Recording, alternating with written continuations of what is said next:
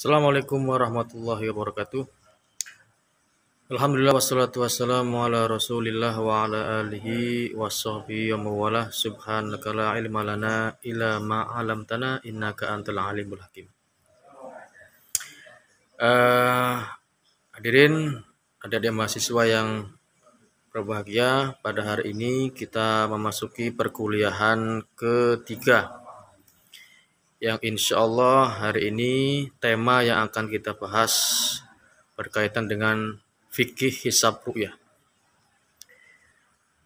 Saya akan memberikan sedikit pengantar perkuliahan dengan tema tersebut. Fikih hisab ru'yah berasal dari kata fikih, hisab, dan ru'yah. Kalau fikih itu maknanya al-ilmu bil ahkam asy-syar'iyyah al-mustanbat min adillatiyah tafsiliyah. Fikih artinya adalah mengetahui hukum-hukum syariah al-mustanbatoh yang digali dari dalil-dalil yang terperinci. Misal dalam hal ini adalah kita mengetahui hukum sholat, wajibnya sholat. Dalam Al-Quran ada mengatakan aqimus sholah wa atuz zakah. Aqimis sholata lidulukis syams. Nah, aqimis sholata itu maknanya aqimi itu merupakan fi'il amr. Dalam kaidah bahasa Arab, fi'il amr itu perintah. Dalam kaidah fikih mengatakan al-amru yadullu ala wujubil ma'muri bih. Kaidah tersebut berarti bahwasanya perintah itu maknanya suatu yang diperintahkan wajib dilakukan. Contoh tadi aqimis sholah, dirikanlah sholah. Maka itu maknanya sholat itu wajib. Lidulukis syamsi, ketika matahari tergelincir. Nah, ini fikih ya. Kemudian makna hisab dan ru'yah. Ini sudah masuk ke ranah falak. Jadi hisab itu merupakan arti bahasa perhitungan. Banyak sekali ayat yang menerangkan tentang makna tentang hisab. Contoh ayat Al-Quran yang berbunyi huwallazi ja'ala as-samsa diya'an wal qamara nuran wa qaddarahu manazila lita'lamu 'adadas sinina wal hisab. Ini ada atas hisab ya. Karena juga ada hisab yang banyak sekali ya, berkali-kali ayat Al-Quran menyebutkan hisab. Tapi ada yang kemudian hisab itu bermakna atau berhubungan dengan perhitungan yang real, matematis ya. Ada juga hisab yang bermakna perhitungan yang berhubungan dengan hari akhir, yaumul hisab gitu ya. Tapi yang kita bahas ini bukan hisab itu, tapi hisab yang dalam artian berkaitan dengan perhitungan bulan dan tahun. Nah, hisab itu definisinya adalah perhitungan matematis astronomis ya, untuk mengetahui bilangan yang berhubungan dengan deret angka misalkan ya. Dalam artian deret angka ya berkaitan dengan bulan ya. Misalkan mengetahui hari, mengetahui minggu, bulan, khususnya dalam hisab awal bulan Qamariyah, mengetahui awal bulan Qamariyah. Juga ada mengetahui hisab secara urfi atau secara rata-rata. Maka dalam ini hisab itu dibagi macam-macam. Ada hisab urfi, ada takribi nanti ya. Hisab urfi itu urf, namanya itu kebiasaan. Hisab yang biasa digunakan dalam artian itu gampangan perhitungannya. Contoh yang namanya bulan Muharram itu karena lebih kan 29 30 29 30 itu hisab urfi ya.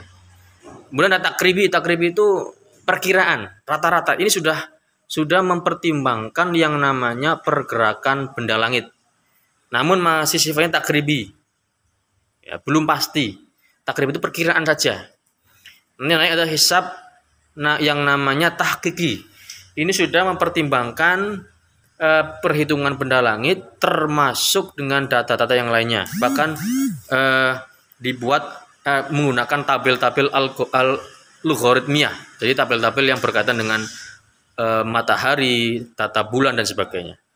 Kemudian ada yang namanya hisab hakiki bitahqiq. Itu hisab yang sudah mempertimbangkan data, ada interpolasi. Ya, tahqiq. Nanti ada hisab hakiki bitadqiq. Ini sudah diperhalus lagi. Datanya tidak ada muncul yang namanya pembulatan. Karena dalam astronomi ilmu falak banyak angka-angka koma di detik itu kadang-kadang dibulatkan. Nah, Bitadqiq itu dengan halus atau hampir mimpir dengan kontemporer, itu perhitungan yang sudah sangat detail. Tapi masih kalah dengan kontemporer. Ya. Kontemporer itu sudah setingkat mungkin NASA dan sebagainya, itu sangat detail. Banyak hisab-hisab yang bernuansa takribi, takiki itu seperti kitab misalkan Nurul Anwar, kemudian yang Al-Khulasatul Wafiyah, kitab karangan rektor pertama kita, Ki Haji Zubir Umar Ajalani, itu mengarang kitab Al-Khulasatul Wafiyah. Itu tingkatnya hakiki bitahqiq. Epimeris, ya ini epimeris yang merupakan produk Kemenak, itu tingkatnya masih sebanding, ya bisa dikatakan kontemporer atau dikatakan semi kontemporer, karena memang epimeris ada beberapa data yang dibulatkan. Yang kontemporer itu seperti algoritma Genius, itu pengarang ya, astronomical algorithm, itu sudah valid ya, bahkan ada high quality, low quality, atau bahasa lainnya low akurasi sama high akurasi. Itu yang Genius, dan sebagian NASA itu masuk kontemporer. Ada kitab yang menarik karangan Ki Haji Ghazali Fathullah, orang Madura itu. Beliau mengarang kitab yang namanya Ad-Durrul Aniq, itu sudah mempertimbangkan beberapa perhitungan data dan sudah sekelas NASA. Nah, ini menarik ya, kitab tapi sudah sekelas NASA. Nah, ini hisab ini. Dalam Muhammadiyah itu terkenal dengan ada hisab wujudul hilal. Ini yang sering kemudian menjadi prinsip masing-masing ormas, tapi sebenarnya mereka benar. Cuman ada kekeliruannya juga. Yang dimaksud saya benar, betul, yang namanya ilmu matematika astronomi itu ilmu yang menghasilkan hakul yakin, kebenaran yang pasti, tapi belum ainul yakin. Karena dalam ilmiah itu ainul yakin diperlukan. Kebenaran empiris di lapangan itu perlu dibuktikan. Ada hisab wujudul hilal, itu yang menganggap hisab di mana hilal sudah wujud, dianggap ada. Itu tanpa mempertimbangkan ketika hilal sudah ada, masuk. Sekalipun tuh misalkan 1 derajat, yang penting nggak minus saja. Nah, kemudian ada ru'yah. Ru'yah itu yang merupakan dikatakan prinsipnya orang NU, Nahdlatul Ulama. Lebih mementingkan istilahnya ru'yatul hilal. Tapi sebenarnya yang namanya hisab dan ru'yah itu seperti mata uang. Sisi mata uang yang tidak bisa terlepaskan, saling berhubungan, saling melengkapi. Kenapa? Yang namanya ru'yah, observasi itu tidak mungkin dilakukan tanpa adanya perhitungan hisab terlebih dahulu. Gak mungkin kita mengru'yah tanpa menghisab di mana posisi hilal, di mana posisi matahari, di mana azimutnya. Itu perlu menghisab. Nah, kemudian perhitungan matematika astronomi itu dibawa ke lapangan untuk dibuktikan. Ini yang kemudian dalam hadis Nabi, sumu li ru'yatihi wa aftiru li ru'yatihi, itu harus mengakomodir antara ta'abudiyah dan ta'akuliyah. Ta'abudi maknanya kita harus ru'yah. Tetap ru'yah, tradisi sunnah Nabi dilakukan. Namun ta'akuliyah juga menghisab. Kenapa zaman Nabi kok belum ada yang namanya hisab? Kenapa? Karena zaman Nabi itu masih mengedepankan penanaman akidah. Tidak mungkin kan Nabi Muhammad mau berpuasa kemudian meminta umatnya untuk ru'yatul hilal, untuk hisab. Boro-boro hisab, bubar nanti Islam. Apa ini agama nih? Mau puasa aja, ngitung-ngitung, pusing. Wah, nggak beres ini kan. Nah, ini Nabi Muhammad SAW menghindarkan umatnya dari hal-hal yang susah. Yassiru wala tu'assiru. Nah, kemudian sama dengan yang namanya usul fikih. Fikih dan usul fikih. Duluan mana? Duluan fikih pada tataran praktiknya. Walaupun usul fikih merupakan teori. Nah, Nabi contoh dalam bersolat. Sallu kama ra'aitumuni usolli. Salatlah kalian seperti biasa salat. Tidak pernah Nabi mengajarkan itu yang namanya kaidah fikih dan sebagainya. Ya sudah, dalam hal praktis ibadah melihat contoh Nabi. Sama dengan yang namanya ru'yatul hilal, menentukan awal Ramadan, juga Nabi memberikan metode yang sangat mudah, itu dengan cara ru'yatul hilal, tanpa harus menghisab. Buktinya mana? Kesaksian orang Badui zaman dulu diterima. Padahal Badui kita tahu mereka minim pengetahuan dan sebagainya. Zaman dulu belum ada teknologi, ilmu pengetahuan masih rendah. Namun zaman sekarang kalau ada kesaksian buta dalam tanda kutip orangnya nggak tahu falak, nggak tahu hilal kok bersaksi melihat hilal, itu harus diklarifikasi. Karena apa? Dalam Al-Qur'an berbunyi inja'akum fasikum binaba'in fatabayyanu. Ketika datang kabar dari orang yang belum jelas kefaldanya, maka harus diklarifikasi. Nah, dalam hilal itu perlu diklarifikasi. Zaman sekarang mudah ya, sudah ada prodi ilmu falak, banyak aplikasi-aplikasi yang untuk menghitung awal bulan Qamariah atau menghitung arah kiblat, waktu sholat sangat banyak. Maka tidak kemudian menggampangkan. Ini yang berbeda ya atau bertentangan dengan prinsip fikih. Apalagi Imam Syafi'i sangat berhati-hati, sangat mengedepan konsep ikhtiyat. Maka dalam hal ini perlu adanya ijtihad untuk menghitung, menghisap data untuk keperluan kesempurnaan ibadah, baik itu arah waktu sholat, menentukan waktu sholat, menentukan awal bulan dan sebagainya. Kemudian lanjut ada ru'yah bil ilmi, ru'yah bil fi'li. Ini yang kemudian muncul dari tipologi hisab dan ru'yah. Nabi Muhammad SAW mengatakan ada sumu li ru'yatihi wa aftiru li ru'yatihi fa innakum ma'alaikum faqdurulah. Ada yang kemudian fa'akmilul iddah.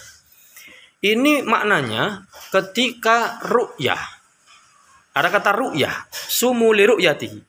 Dalam bahasa Arab ru'yah itu berasal dari kata ro'a. Juga ini kata ru'yah itu dan ro'a itu berkali-kali disebutkan dalam Al-Qur'an. Ini yang kemudian menjadi dasar orang yang beranggapan yang kata ru'yah dalam hadis ini merupakan dengan hisab. Itu mereka yang beranggapan bahwasanya ru'yah atau ro'a itu juga ada analogi dari apa yang kemudian disampaikan oleh Nabi Yusuf. Yang ketika Nabi Yusuf itu mimpi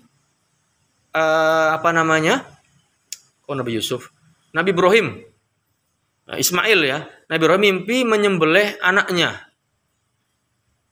Terus kemudian tanya, fangdur madza taro. Taro itu kan ro'a yaro kan. Nah ini apa pendapatmu wahai anakku? Nah pendapat kan berhubungan dengan akal. Nah ini. Tapi juga ru'yah itu bimakna absara atau maknanya melihat dengan mata atau dengan alat bantu teleskop. Maknanya ini yang kemudian ada dasar yang namanya ru'yah itu bil ilmi. Alias ru'yah dengan ilmu pengetahuan atau dapat dikatakan ru'yah dengan hisab. Menentukan awal Ramadan itu dengan menggunakan hisab. Kemudian yang beranggapan ru'yah itu maknanya dengan observasi hilal di lapangan, itu yang kemudian dimaknai ru'yah bil fi'ali. Maknanya ru'yah praktis di lapangan untuk mengamati hilal sesaat sebelum mata terbenam pada tanggal 29 Hijriah. Itu ru'yah bil ilmi dan ru'yah bil fi'ali. Jadi di akhir disebutkan di hadis disebutkan bahwasanya fa in hum alaikum fa akmilul iddah ya, sempurnakanlah bilangan bulan sebelumnya. Ada yang faqdurulah, kira-kirakan. Ini nanti akan saya sampaikan pemahaman hadis fa in hum alaikum faqdurulahu fa in hum alaikum faqmilul iddah. Ini ada pembahasan khusus bagaimana cara memahami hadis yang isinya sama, redaksinya sama depannya, namun di akhir hadis berbeda. Ini akan saya terangkan di materi selanjutnya. Demikian sekilas materi dari saya tentang fikih ru'yah. Semoga bermanfaat. Billahi taufiq wal hidayah. Assalamualaikum warahmatullahi wabarakatuh.